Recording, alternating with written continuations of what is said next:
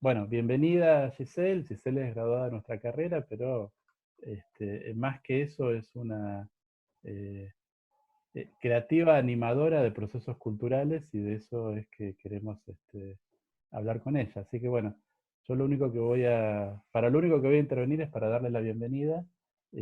Muchas gracias por aceptar el convite.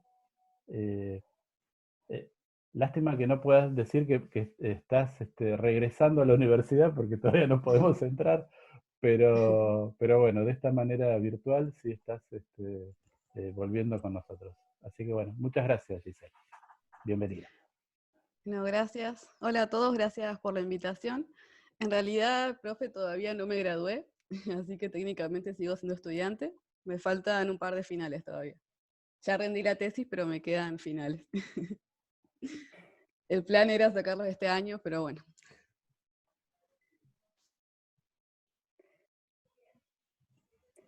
Giselle, comentanos bueno, dónde trabajás, sos graduada de comunicación, y cuál es tu experiencia con respecto a la comunicación alternativa.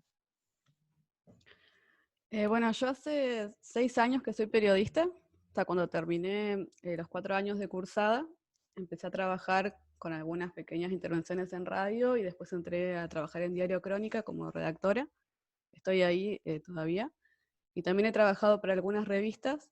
De todos modos, en cuanto a la comunicación alternativa, nunca fue un sustento económico, nunca trabajé directamente de eso, sino que mi experiencia laboral siempre ha sido en medios hegemónicos, y lo que es comunicación alternativa o escenas alternativas, los he hecho por fuera de lo que es lo laboral.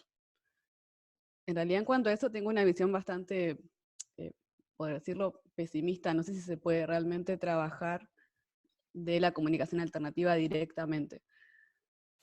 Por ahí en las experiencias que he tenido, en los proyectos que he participado, la mayoría de las personas tenían otro trabajo y después realizaban sus proyectos individuales o colectivos, pero por fuera, digamos, de lo que era su, su trabajo o su sustento económico. Los chicos tenían preguntas, y una de las preguntas tenía que ver con la cuestión económica. Bueno, ya Ujú. un poco lo respondiste. Em, Contanos el tema de los fanzines, las experiencias que has desarrollado, el Festival Punk, cómo llegaste a poder trabajar en esos ámbitos. Y más o menos hace 10 años empecé a coleccionar fanzines que me iban pasando otras personas o que iba encontrando en internet, los empecé a fotocopiar. En ese momento trabajaba mucho con el Foro Ambiental y Social, el FASP. Hacíamos mucho activismo con, bueno, junta de firmas, en ese momento era en contra de la minería, también mucho reparto de folletos, y bueno, entonces tenía como una mesa de fanzines, donde tenía toda esta información que era ambiental o que tenía que ver con la actividad del foro, y además otros fanzines que me gustaban. Era como una mesa, una feria, no tenía todavía ningún nombre. Y después, bueno, se me ocurrió hacer un fanzine propio, porque tenía algunos trabajos de la universidad, algunos textos que había escrito. Bueno, quería publicarlos de alguna manera, así que así fue como hice el primer fanzine en 2012. Y bueno, a partir de ahí he hecho varios fanzines o he colaborado con otros. Ahí es como que también nació la feria de Cabra Negra, se llama mi feria. Mm. Bueno, a raíz de eso también empecé a armar algunos eventos junto con otras personas, más que nada también para tener un espacio para mover los materiales, ya sea fanzines o gente que vendía discos o libros o gente que dibujaba. Entonces, como armar los eventos era como tener un espacio de distribución también y de compartir este tipo de producciones, porque si no, por ahí quedaba mucho entre los amigos y conocidos y no se seguía difundiendo, como que en realidad uno de los problemas de ese circuito de fanzines es que es muy chico. Si no tenés un espacio donde mostrarlo y compartirlo, queda mucho en el círculo íntimo quizás.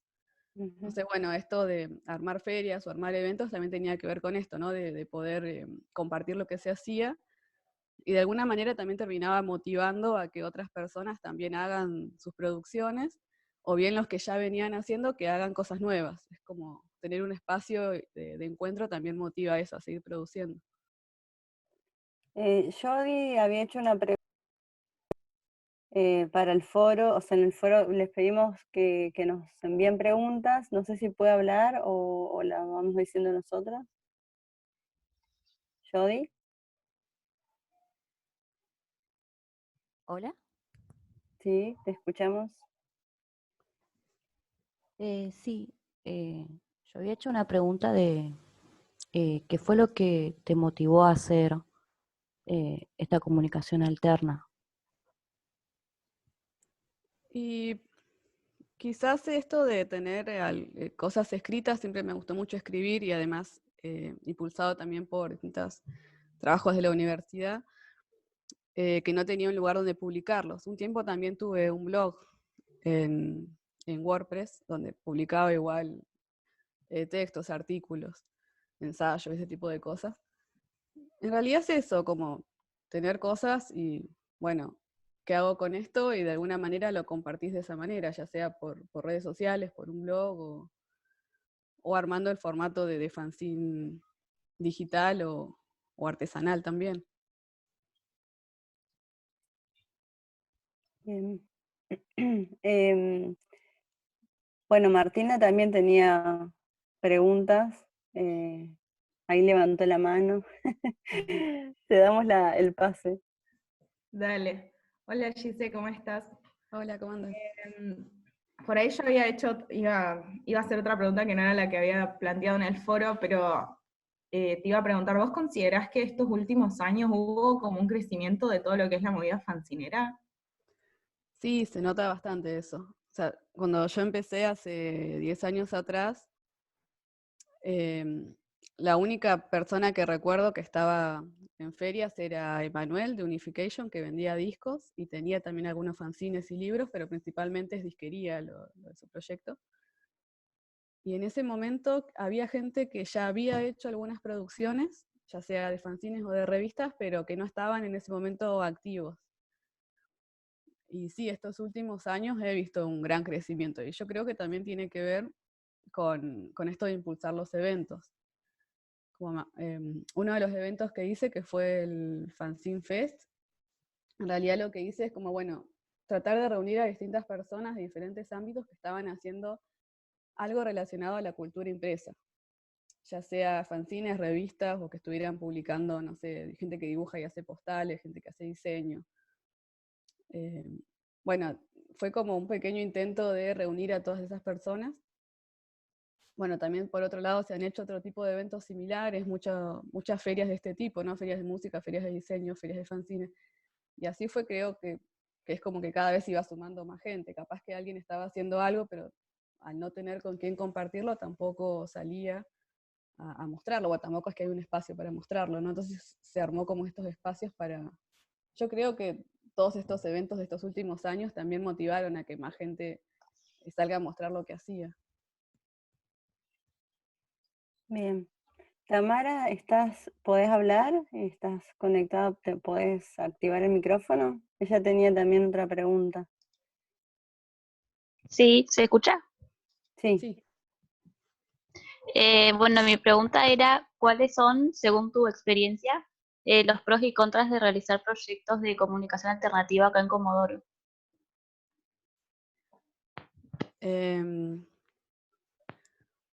Bueno, los pros es que se va... Una que es básica es la expresión personal, ¿no? De mucha gente que hace un montón de cosas, escribe, dibuja, saca fotos, y bueno, no todos tienen el acceso a, no sé, publicar un libro o por ahí a tener un proyecto más grande, y estos proyectos alternativos también te sirven como difusión de tu trabajo. También otro pro es que se arma como una comunidad bastante under, por así decirlo, en base a toda la gente que está produciendo proyectos.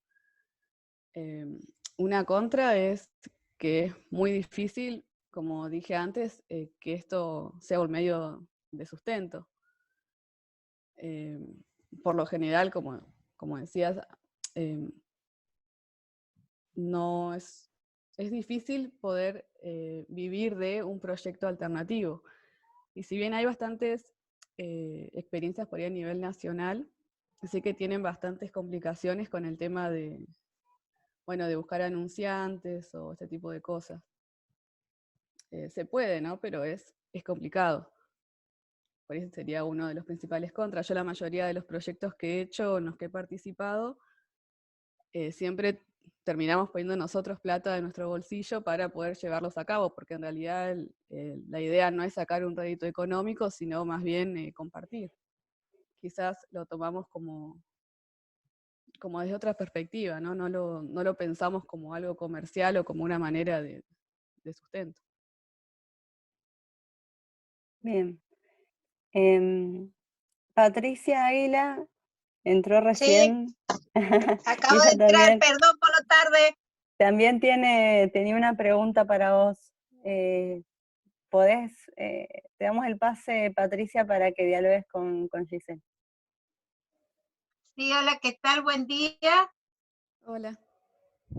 Buen día, encantada de tenerte así en forma virtual. Me habría encantado estar en forma presencial, pero bueno, las circunstancias nos llevan a esto.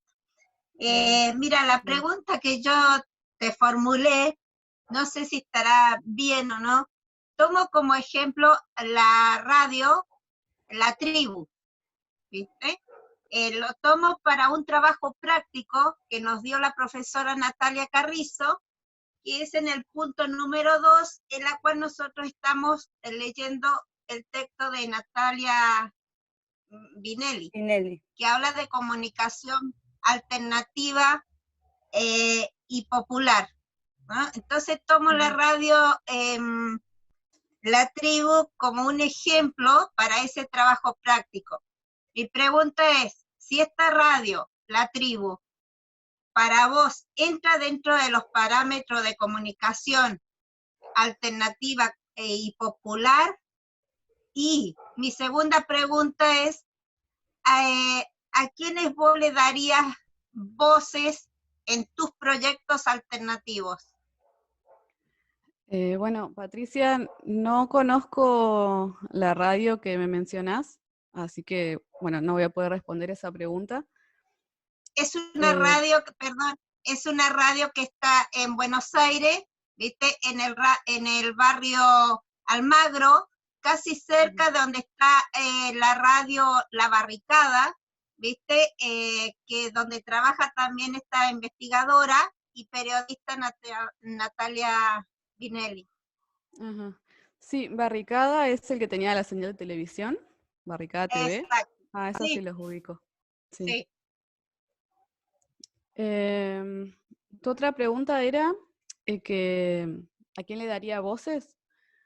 Bueno, sí, ¿a qué persona vos le darías voces en tus proyectos que vos llevas adelante como alternativo, vendría siendo, ¿no? Y el primer fanzine que hice, que fue en el 2012, bueno, yo tenía un par de textos, como había contado antes, y bueno, lo que se me ocurrió hacer fue poner en mi Facebook, invitar a otras personas a que me manden algún material, el que quieran, y yo lo publicaba junto con mis textos para formar un solo fanzine, porque mis textos creo que eran 3 o 4, bueno, consideraba que no eran suficientes como para llenarlo, y así fue que me mandaron caricaturas, poesías, otro fanzine de Río Gallegos me mandó un texto, también un artículo, y eso lo he hecho en los 6 números de este fanzine que hice. Y en realidad la consigna cuando pedía colaboraciones siempre era que sea algún material, no tenía como temática específica, pero bueno, teniendo en cuenta que mis proyectos siempre tuvieron que ver con el pensamiento libertario. O no específicamente quizás el texto tenía que ver con eso, pero bueno, obviamente no iba a recibir determinados discursos de odio, por así decirlo.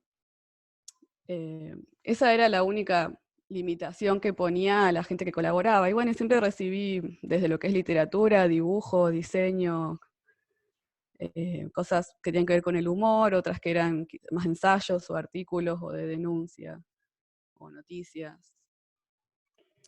Quizás eso es por ahí esto de que hablaba de a quienes le daría voces, y bueno, quizás no a alguien en específico, pero simplemente a alguien que tenga algo para decir y que en algún punto sea interesante. No sé si eso me responde. Sí. Juliana acaba de entrar y también tenía una pregunta. ¿Podés activar el micrófono, Juliana?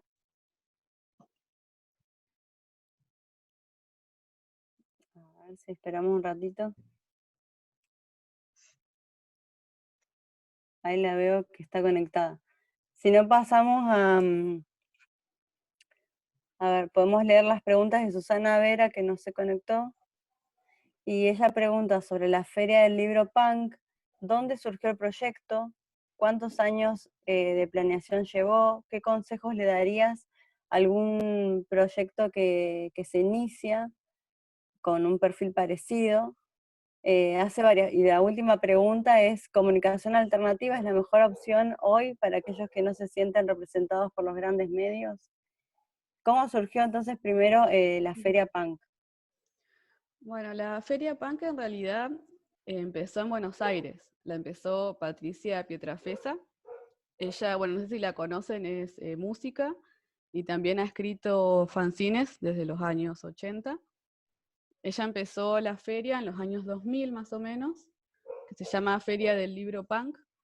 En realidad, ella lo que hizo fue publicar un libro con una recopilación de todo su trabajo. A partir de ahí, arma esta feria para presentar su libro, y porque otros amigos de ella también tenían libros similares, fue medio así que comenzó. Y después empezó a extender el evento en otras ciudades también, como en Córdoba, Tucumán, Bahía Blanca. Se empezó a hacer en un montón de lugares, y como llevando siempre como la impronta de este evento principal, pero que lo organizaba cada gente, cada grupo en su ciudad. Creo que fue en el año 2016 o 2017, que en una feria que hubo un verano, vino un amigo que es de Río Gallegos, que es Benito Lanesán. Él, bueno, tiene varios proyectos musicales y también tiene un sello discográfico. Y él nos planteó la idea de traer este mismo evento que se estaba haciendo en otros lugares, hacerlo acá en una versión patagónica. Él decía que hacerlo en Río Gallegos era como, bueno, muy lejano, que había poca gente, pero que podríamos hacerlo en Comodoro, que es como que nucleaba el centro de la Patagonia, y hay gente de otras ciudades de la hacía más fácil venir. Y bueno, al principio fue una idea nomás de él. Eso fue más o menos en enero, febrero. Más o menos en mayo nos volvimos a comunicar, y le empezamos como a dar impulso a esta misma idea. Empezamos a contactarnos con otras personas. En realidad el grupo organizador principal somos 4, que es, bueno, como lo nombré a Benito de Gallegos, Will Cañamero, que tiene una feria de discos en Caleta Olivia, y Emanuel Rodríguez, que es el de Unification, que vende discos acá en Comodoro. Bueno, entre los 4 empezamos a darle forma a este evento acá, como nos comunicamos igual con la gente de Buenos Aires, con la organizadora principal, que es Patricia. Ella nos mandó como, no sé, una especie de manifiesto como de cuál era la esencia de su evento, qué sé yo. Bueno, de ahí empezamos como a darle forma, a invitar gente. Y fueron unos meses de organización. Empezamos en mayo a comunicarnos, y ese año creo que lo hicimos, no sé si en octubre o en noviembre fue esa primera feria. Que la verdad fue mucho más grande de lo que esperábamos, vino gente de un montón de lugares, y bueno, ahí fue cuando empezó a gestar. Después lo hicimos por segundo año consecutivo acá en Comodoro, y el tercer año, además de Comodoro, también incluimos a Puerto Madryn, que en realidad fue porque un grupo de allá de Madryn, que había venido a la segunda feria acá, quiso llevar el evento también a su ciudad, y bueno, y lo organizamos allá también, y hubo bastante convocatoria. ¿Y qué consejos le darías a alguien que inicia un proyecto parecido? Y en principio primero que busque a otras personas con quien asociarse, porque hacer un evento entre una sola persona es casi imposible. Una vez que se arma el grupo, bueno, eh, empezar a convocar, ¿no? Quizás esto igual tiene que ver con, depende qué tipo de evento quieras hacer, si vas a poner limitaciones o requisitos o no, hacer una buena difusión, con varios meses de anticipación también, porque mientras más meses de anticipación empieces a organizar, bueno, mejor van a salir las cosas. Ujú. En realidad es como bastante relativo, también depende de qué tipo de evento quieras hacer, ¿no? O qué tipo de proyecto quieras impulsar, pero por lo general mi recomendación podría ser esa, ¿no? Como armar un grupo, aceptar como colaboraciones de diferentes personas que ya tengan experiencia en otro tipo de eventos, eso siempre sirve. Bien. Gonzalo está en línea, no sé si puede activar el micrófono, que también había enviado su pregunta. ¿Podés? Hola, sí. Ahí está. Hola. Sí, hola Giselle. Yo había preguntado, esto es lo que mencionaste al principio, lo del aspecto económico, de cómo se puede hacer rentable o sostenible un proyecto, digamos, de comunicación alternativa y que no tenga, digamos, que ese problema no recaiga en que se tenga que, por una forma de decir, deje de perder esa esencia de ser comunicación alternativa. Y creo que es bastante difícil. Sé que hay otras experiencias que lo han podido lograr y que se sostienen, pero bueno, como yo nunca he trabajado realmente de un proyecto alternativo, por ahí no sabría qué decirte en ese sentido. No sé que hay otras experiencias, que hay gente que trabaja en medios alternativos y que se sostienen a través del tiempo. Pero bueno, no es mi caso, así que por ahí no sabría cómo responder. Bueno, esas son todas las preguntas que tenemos, que nos enviaron al foro de preguntas para esta charla, pero hay alumnos que, bueno, están presentes acá en la videoconferencia y tal vez quisieran preguntar, así que les damos pase al resto, si hay alguien que quiera hacer alguna consulta, comentario. Además de alumno, ¿puede ser un docente también? También, claro. Giselle, te hago una pregunta. A ver, vos mencionaste que arrancaste con esto estando vinculado, trabajando en el Foro Ambiental Social. Eh, ¿Cuál es la relación que ves entre estos movimientos, o sea, lo que vos has ido animando y la gente que se ha acercado a tus proyectos, y movimientos políticos, sociales, de reivindicación, de protesta o lo que sea? O sea, ¿hay algún tipo de Eh, articulación? ¿Son carriles paralelos? ¿Cómo ves la cosa?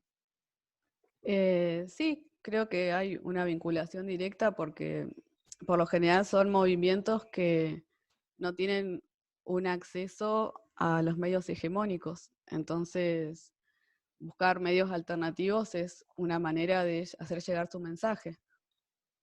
En este momento, bueno, específicamente recuerdo que en ese momento cuando estaba participando en lo que era el foro, había como una especie de censura en los medios, donde no se podían decir ciertas cosas, justo había una movida minera muy fuerte, se estaba peleando en contra de eso, y bueno, el estar en la calle con un folleto, con un fanzine, era en cierta forma, bueno, sortear esta censura o estas limitaciones que tenían los medios hegemónicos, y eso mismo sucede con otro tipo de movimientos, no sé, movimientos de reivindicación de derechos, reivindicaciones de pueblos originarios o feministas, bueno, surgen un montón de movimientos políticos o sociales, ¿no? Como no podés tener un espacio o un acceso a los medios hegemónicos, entonces te la rebuscás para sortear esos medios de alguna manera. Por eso también surgen las radios comunitarias o las revistas, los fanzines y otro tipo de medios alternativos, ¿no? Es una forma de hacerte escuchar en cierta forma.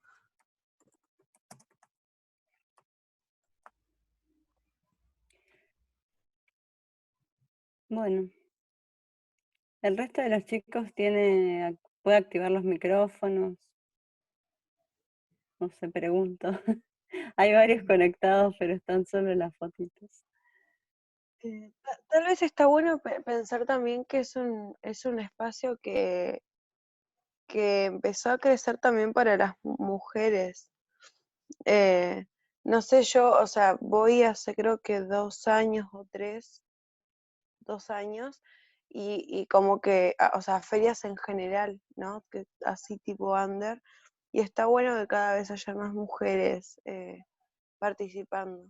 Y que tú justamente también una de las personas que impulse, por ejemplo, la Feria de Mujeres, es realmente lo más. Así que está genial eso. Sí, sabes justamente eso que decís, cuando nosotros nos comunicamos con Patricia Pietrafesa, que es quien crea la Feria del Libro Punk en Buenos Aires, ella, bueno, en esto que nos manda este escrito diciendo, bueno, cuáles eran los principios o la esencia, digamos, de su evento, ella menciona como algo importante el cupo de mujeres que participan, de mujeres y disidencias. Y bueno, nosotros le explicábamos que sí, que había varias mujeres que estaban en la organización o participando. Y bueno, es interesante igual que ella lo plantee desde un inicio, ¿no? Como su evento tiene que tener una participación de mujeres. Que en realidad, antes de que ella nos diga, nosotros ya teníamos, digamos, varias mujeres participando en el grupo. Pero sí, es un evento que digamos, públicamente reconoce ser antisexista. Totalmente. Y sí, hace varios años que también veo, o sea, cuando yo empecé casi no había mujeres, eran muy poquitas, estaban como también haciendo cosas muy, muy separadas. Y ahora veo que hay un montón de chicas haciendo un montón de cosas y que salen públicamente a los eventos a mostrar lo que hacen, y también creo que tiene que ver mucho lo que es el crecimiento de los movimientos feministas, tanto a nivel nacional como local. Por ejemplo, los eventos que se han hecho de Feminoids, que eran exclusivamente para mujeres, bueno, eso también demostró la cantidad de chicas que había haciendo cosas que por ahí no estaban saliendo a mostrarse en otros lugares.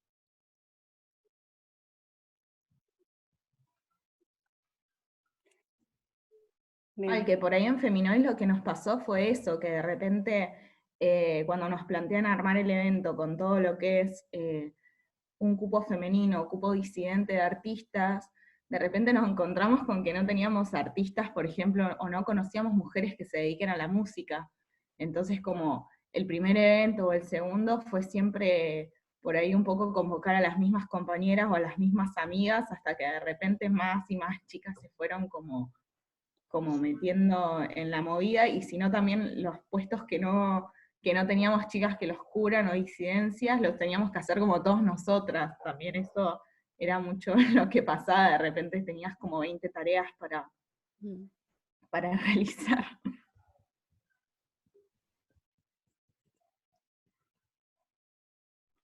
Sí, igual porque también fueron los primeros eventos de ese tipo. Creo que después ya se va armando como un grupo, o quizás no un grupo estático, ¿no? Pero sí como una comunidad sería en realidad, gente que ya conoce lo que es el movimiento y se empieza a acercar o empieza a hacer cosas, a participar, que eso en realidad creo que nunca se había visto acá en Comodoro, por lo menos, ¿no? Como un evento tan grande donde tantas mujeres participen, quizás era, por ahí el movimiento underground siempre es como muy masculino también. Entonces está bueno que cada vez haya más mujeres haciendo cosas. El encuentro de realizadoras audiovisuales mujeres, ¿en ese también participaron? El Yo que no. organizó Mónica Baeza hace un tiempito. Sí, lo vi, pero no pude participar de eso. Hubieron 2 eventos. Uno fue en febrero, que fue organizado por 2 chicas de acá de Comodoro, que se fueron a estudiar. Y ese fue en febrero. Y después, a raíz de eso, salió el que hizo Mónica también. Yo en el primero no participé porque no sé por qué no participé, pero sí fui a ver. Y en el segundo de Mónica sí participé, creo que mandé 2 cortometrajes que había hecho para la cátedra. Y sí, estuvo bueno, había un montón de participación también. O sea, el de febrero era solamente exclusivo para mujeres, y era la consigna de que no podían ir ni mandar trabajos ningún varón. Y en el de Mónica, digamos como que eso sí fue un poco más, si se quiere, entre comillas, inclusivo, porque bueno, ahí sí podían participar varones haciendo los cortos y esas cosas. Pero sí, fue una movida piola. La idea para que hagan sus aportes y bueno, también visibilizarlos, porque es un arte súper piola, que es súper contestatario, y tal vez estaría, o sea, está bueno que se muestre y que no quede solamente en espacios áulicos o que se quede perdido en YouTube. Podemos hacer movidas para que la gente lo vea, o tal vez llamar la atención de que alguien nuevo vea. Pareció copado. Pero bueno, nunca lo pudimos desarrollar pues con el movimiento, pero me pareció copada la idea. Eso. ¿Alguien más tiene alguna pregunta, comentario? Para ir cerrando, digo, la charla.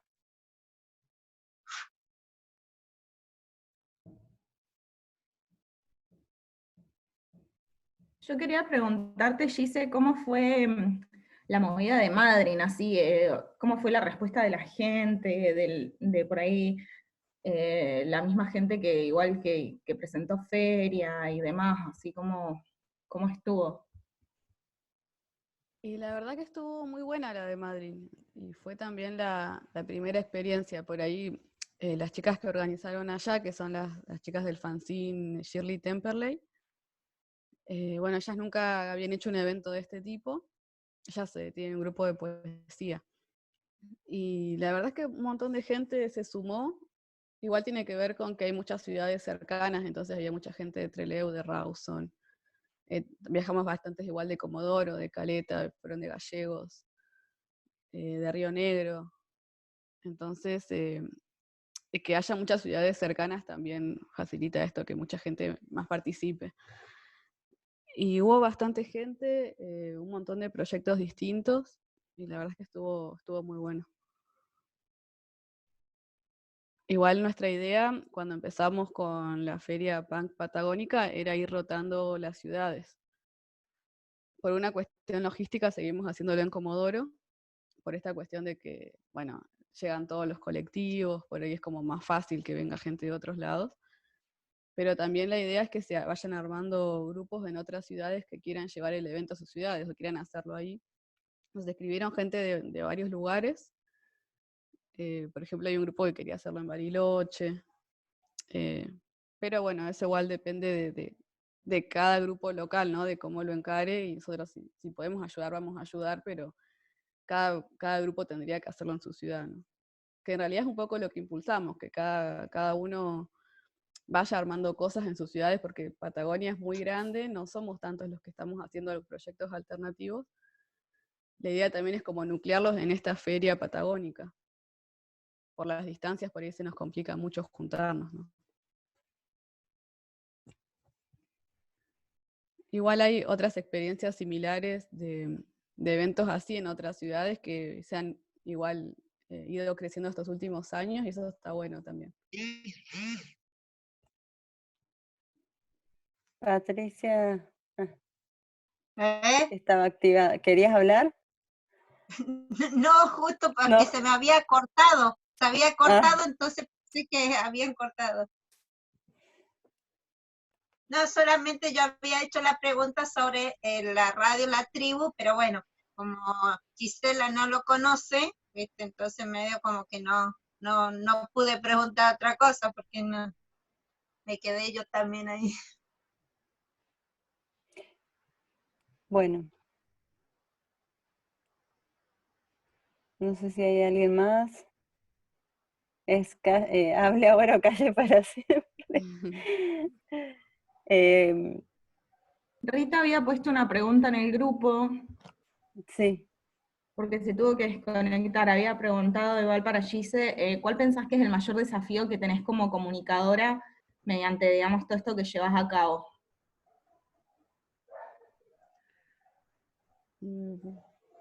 El desafío quizás es llevar otro tipo de mensajes, ¿no? Como decía antes, por ahí la comunicación alternativa en realidad nace del no acceso a los medios hegemónicos, o no acceso o un desacuerdo con los medios hegemónicos.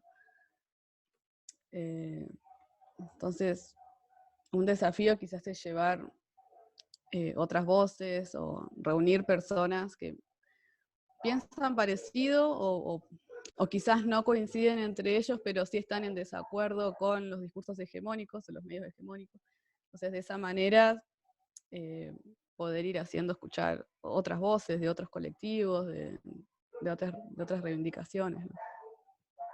Quizás el desafío es ese, ¿no? El buscar otras maneras de hacerse escuchar, buscar otros espacios, crear espacios en realidad, porque creo que es lo principal, crear los espacios.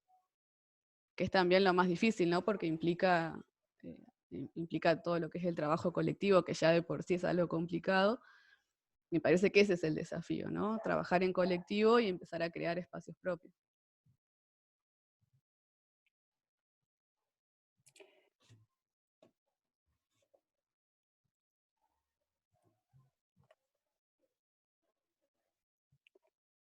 Bueno.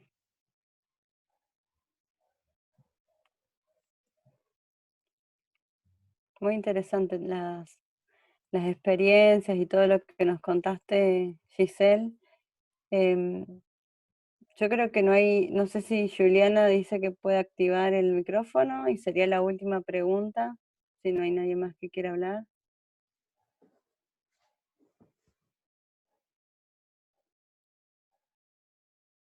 Hola. Hola. Levantar la mano. Se me está apagando, así que quería hacer la última pregunta que la anoté ayer. Cuando decían el tema del desafío. Acércate el micrófono bien a la boca, porque no se ¿Sí? escucha. Ahí está. ¿Está bien? Listo. Sí. Cuando hablaban de esto del desafío de darle voz a todos estos colectivos, en ese sentido, ¿qué diferencias encuentran con respecto a cómo definen el contenido que van a publicar desde la comunicación alternativa? O sea, desde esa perspectiva, digamos. ¿Cómo? Disculpa que justo se cortó y no escuché bien la Perdón. pregunta. Que bueno, con respecto a esto que mencionabas de darle voz a estos colectivos y digamos, tener en cuenta todas estas miradas, ¿qué diferencias encontrás en la manera de definir el contenido? ¿De definir el contenido de los proyectos? Y Sí. tiene que ver igual con el tipo de proyecto que encares. No sé, ponerle como yo contaba, ponerle en mis proyectos particulares, en mis fanzines, lo que hacía era darle espacio a cualquier persona que quisiera publicar algo, siempre y cuando no sea algo ofensivo, digamos, hacia alguna minoría, por ejemplo. Eso era como algo básico. Después de ahí, no sé, gente que hacía desde literatura, poesía, dibujo o artículos o denuncia, bueno, todo eso era como bienvenido, ¿no? Y creo que esto también de darle voz es una forma de decir también, porque en realidad la idea es que cada uno saque su propia voz, ¿no? Que cada uno produzca algo propio o se junte con gente que afín para crear y mostrar su propia voz, quizás sin intermediarios. Esa por ahí sería la premisa principal, ¿no?